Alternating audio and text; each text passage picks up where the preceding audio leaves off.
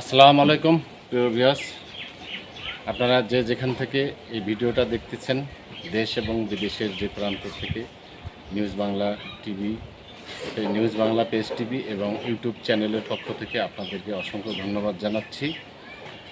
আজকে আপনাদেরকে দেখাতে আসছি পৃথিবীতে যে বড় সম্পদ সেটা হচ্ছে মায়ের দোয়া। মায়ের দোয়ার উপরে আর কোনো সম্পদ হয়নি। সেই মায়ের দোয়া ডেইরি ফার্ম এবং মায়ের দোয়া, মা কিভাবে দোয়া দিয়ে আজ ফারুক ভাইকে একটি গরু দিয়েছিল বাচ্চি। সে বাচ্চি থেকে আজকে ফারুক ভাই প্রায় 19টা গরুর মালিক এবং ম্যাক্সিমাম 12 থেকে 13টা পাঠা আছে তার।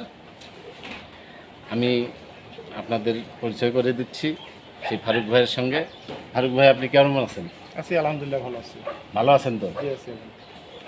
আমি শুনতে পারলাম যে আপনার একটা ছোটোখাটো ডেয়ারি ফার্ম আছে। জি, এই ফার্মের মূল উদ্দেশ্যটা কি? আপনি কিভাবে ফার্মে আসলেন আমার প্রিয় দর্শকদেরকে একটু জানাবেন। আমি যখন মানে আগে একটা মেডিসিনের দোকান করতাম, তখন দেখি মেডিসিন বলতে কি, মানুষের না? মানুষের। আচ্ছা আচ্ছা। মেডিসিনের দোকান করতাম, দেখা গেল যে দোকানটা করার সময় খুব একটা মানে অনেক দোকানপাট হওয়ার কারণে বা হওয়ার কারণে ব্যবসা বাণিজ্যের দিকে আমি যখন বিয়ে শাদী করি তখন কম চলে। কতদিন আগে সেটা? সেটা হলো 15 বছর আগে। 15 বছর হ্যাঁ, পূর্বে। 15 বছর পূর্বে। তখন ওই ইতিমধ্যে আমার মা একটা আমাকে বকনা দেয়, একটা বকনা বাছুর, একটা দেশি গরুতে বীজ দিছিলাম আমি শ্রীমন্ত থেকে ডাক্তার এনে। আচ্ছা। সেই বীজ দেওয়ার পর একটা বকনা বাচ্চা হয়, সেই বাচ্চাটা আমার আমাকে দেয়, বিদেশি বাচ্চা একটা হয়। সেই বাচ্চা থেকে শুরু করি, হাঁটি হাঁটি পা পা করে আমার এই পর্যন্ত আসে আর কি। আমি ওই বকনা বাচ্চাটা বড় হয়ে গেছিলো, ওটার একটা আবার বীজ দিয়ে বাচ্চা নিছিলাম, ক্রোস মানে বাচ্চা। ওই মায়ের দেওয়া বকনাটা আপনি লালন পালন করে বড় করছেন? বড় করছি। করার পরে কি বিক্রি করে দিচ্ছেন না ওটাকে? রাখছি, ওইখান থেকে প্রোডাকশন নিছিলাম। আচ্ছা, প্রোডাকশন নিয়ে কি দেশি পাইলেন না বিদেশি বিদেশি বিদেশি জি, পাইলেন? জি, জি। অস্ট্রেলিয়ান? অস্ট্রেলিয়ান। আচ্ছা, সেটা থেকে কি গল্প হলো? ওটা থেকে ধীরে ধীরে ধীরে বাচ্চা হয়। তারপরে ওই পাশাপাশি দেখা গেলো যে ব্যাংক থেকে লোন নিছিলাম, লোন নিয়ে একটা গাভী দিছিলাম আবার ওই সঙ্গে।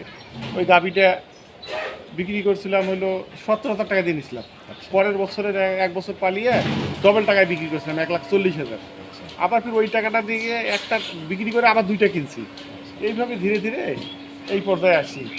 বর্তমান আপনার মুখে শুনতে চাই, আপনার মা ডায়েরি ফার্ম যে নাম রাখছেন, মা বেঁচে আছে? জি জি আছে। বাবা?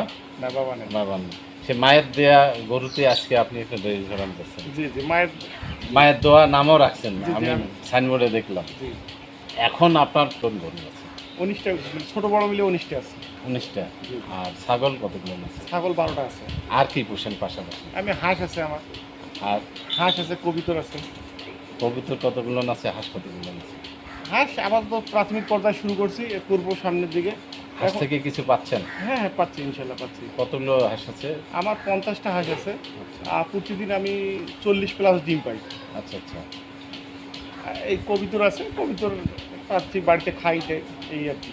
আর ছাগল, রাম ছাগল কি জাত কি আছে? আমার কাছে তোতাপাড়ি আছে, যমুনাপাড়ি আছে, ব্ল্যাক বেঙ্গল আছে, হরিয়ানা আছে, এই ধরনের বিভিন্ন ধরনের বিটলস আছে, সব জাতেরই আছে। আচ্ছা, মনে কিছু করবেন না, সেই আপনার ছাগলগুলো যেটা, এগুলোর কি বিক্রি করার কোনো ওয়ে আছে? আপনি না বিক্রি করবেন না, এগুলা নাকি আপনি কিনে নিচ্ছেন আরো? না, আমি কিনি না, এগুলো আবার বিক্রি করি। আমি বিক্রি করি বছরে একবার। আমি একটা সিজন, যেমন কুরবানির একটা আমাদের গরুর সিজন হয়, হ্যাঁ, হ্যাঁ। সেরকম এই পাঠার একটা সিজন আসে, চট্টগ্রাম থেকে লোক আসে, সেই সিজনে আমি সিজন অনুযায়ী বিক্রি করি। ওরা অলরেডি আপনার ঠিকানা জানে? ওরা আমার ঠিকানা জানে, ওরা আসে আমার কাছে, লোক নিয়ে আসে, ওদের কাছে আমি বিক্রি করি, বছরে একবার করি। তো আচ্ছা, দ্বিতীয় কথা হচ্ছে যে আপনার গরু আমি অনেক দেখলাম, এতে অস্ট্রেলিয়ান ছাড়া আর কি আছে, নাকি সবই অস্ট্রেলিয়ান? না, আছে জার্সি আছে, পুরো দেশিও আছে, দুই একটা ফ্রিজিয়ান আছে, এই জাতীয় আছে আর কি। ভাই, আমি যেটা জানতে চাচ্ছিলাম যে আপনার বর্তমান কয়টা গাভী দুধ দিচ্ছে আর কতটুক করে হচ্ছে আমার বর্তমান 6 টাকা আমি দুধ দিচ্ছে বর্তমানে? আচ্ছা, আমি আরেকটা জিনিস লক্ষ্য করলাম, আপনি মেশিন দিয়ে করতেছেন। আগে কি মেশিন ছিল? না, আমার মেশিনটা কিনা 2 বছর হলো। মেশিন দিয়ে কি উপকার পাচ্ছেন আর হাত দিয়ে সেকলে কি উপকার আছে? মেশিন দিয়ে সেকলে গাভীটার দুধ সম্পূর্ণ আসে এবং আপনার ম্যাস্টাইটিসের গরুর গরুর সবচেয়ে বড় সমস্যা হলো ম্যাস্টাইটিস। এই ম্যাস্টাইটিস থেকে রক্ষা পাওয়া যায়। আবার গোয়াল দিয়ে সেঁকলে দেখা গেল যে যারা গোয়ালা বিভিন্ন বাড়িতে সেঁকে, ওই একই হাতে অন্য বাড়ি সেঁকলো, আমার বাড়িতে সেগুলো রোগ জীবাণু ছড়ায়। আর মেশিন দিয়ে সেঁকলে এইটা থেকে রক্ষা পাওয়া যায়। শুধু আমার গাভী আমি সেঁকলাম, কোনো সমস্যা নেই। এবং সবচেয়ে ভালো যেটা সেটা হলো ম্যাস্টাইটিস হয় না গরু। এখন কতটুকু 6টা গাভীর দুধ পাচ্ছে, আগামীতে কতগুলো হইতে পারে আর কত করে বেচতেছেন আপনি বর্তমানে? আমি বর্তমান খুচরা 60 টাকা বিক্রি করতেছি। কিন্তু কতটুকু হয়? আমার বর্তমান দুধ, সব গরু গাব তো, প্রায় গরুগুলা গাব, এই জন্য বর্তমান আমার দুধ কম হচ্ছে। আমার প্রায় 60+ দুধ হয় বর্তমান। আর যখন দেখা যাচ্ছে সব গাভীর বাচ্চা হবে তখন 80+, 80 থেকে 100 পর্যন্ত দুধ হয় আমার। আচ্ছা, এই যে গরুকে ফিট সহ খড় খাওয়ান, জি জি। এই খড়কে কেটে আনেন না খড় আমার বাড়িতে মেশিন আছে, আপনি সেই মেশিনে মেশিনে বিদ্যুৎ গেলে কি করেন? বিদ্যুৎ গেলে আমার জেনারেটার আছে, জেনারেটার চালাই, নিজস্ব জেনারেটার দিয়ে ওই গাভী সেঁকতে হয়। অনেক সময় গাভী সেঁকতে বিদ্যুৎ চলে গেলে জেনারেটার চালু করতে হয়। আচ্ছা আচ্ছা। আর এই যে তার গোবর দিয়ে কি করেন? গোবর বায়োগ্যাস আছে আমার, বায়োগ্যাস দিয়ে আমার বাড়িতে রান্না বান্না চলে। তাই? জি জি। মানে এই যে বায়োগ্যাস কতদিন চলে রান্না? একবারে হয় না, এটা চলতেই থাকে? চলতেই থাকে, এর কোনো শেষ নেই? এর শেষ নাই। এর যদি দেখা গেলো সকালবেলা একটানা 4 ঘন্টা চলতেছে, আবার 2-3 ঘন্টা রেস্ট পাইলে আবার 3-4 ঘন্টা চলে, আবার রেস্ট পাইলেই তৈরি হয়, অটো গ্যাস তৈরি হয়। প্রচন্ড তাপ দেহ, এই গরমে আপনার গরু কিভাবে আপনি যত্ন নিচ্ছেন এই গরমে, একটু আমার দর্শকদের বলেন। এই গরমের মধ্যে আমি গরুকে দিনে 2 বার গোসল করাচ্ছি, আচ্ছা দিনে 2 বার গোসল দিচ্ছি। আর গরুকে একটু স্যালাইন খাওয়াচ্ছি দুপুরবেলা, একটু সাদা পানির সঙ্গে বা একটু খাবারের সঙ্গে একটু করে স্যালাইন দিচ্ছি। আবার ফ্যান চলতেছে আমার। খাওয়ার নিয়মটা? খাওয়ার আমি গাভীকে সাধারণত 2 বেলা খাওয়াই। তো মানুষ তো 3 বেলা, আমরা তো জানি 3 বেলা খাওয়ায়।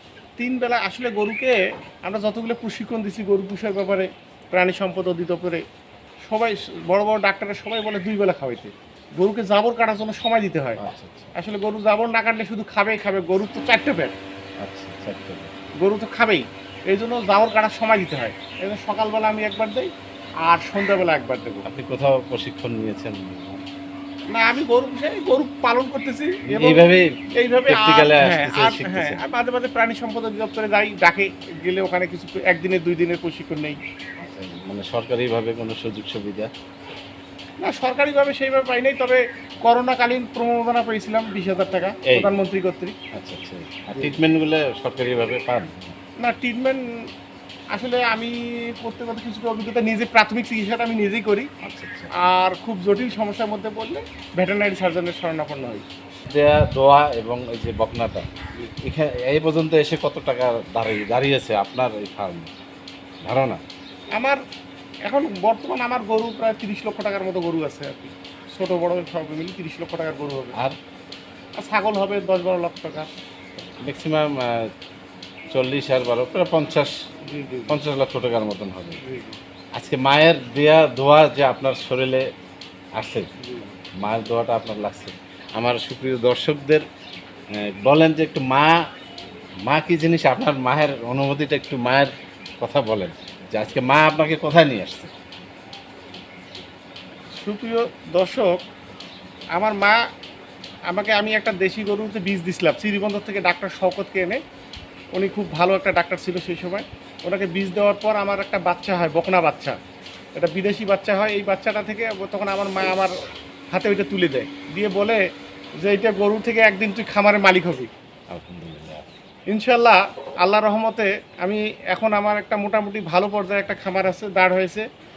আমার মা যদিও এখানে আমার কাছে থাকে না, ঢাকায় থাকে, তবুও প্রতিদিন একবার হলো ফোন করি বলে যে কি অবস্থা, গরু বাছুর ভালো আছে না নাই, প্রতিদিন খবর নেয়। খুব ভালো কথা। এবং আমি করব যে যাদের মা আছে বা মা, সম্মান দিতে হবে। হ্যাঁ, মাকে সম্মান দেন, শ্রদ্ধা করেন এবং মায়ের দোয়াটা রাখেন, ইনশাল্লাহ আপনারা সবাই সফল হবেন। আপনি তো তার ফল পেলেনই জি জি জি মনে হচ্ছে, জি। নাকি অন্য কারো দিয়ে না, পেয়েছেন? না, না, না। মহান আল্লাহ পাকের রহমত আছে আর মায়ের একটা দোয়া আপনার প্রতি জি আছে, এটা আপনি বিশ্বাস করেন? জি জি এটাই।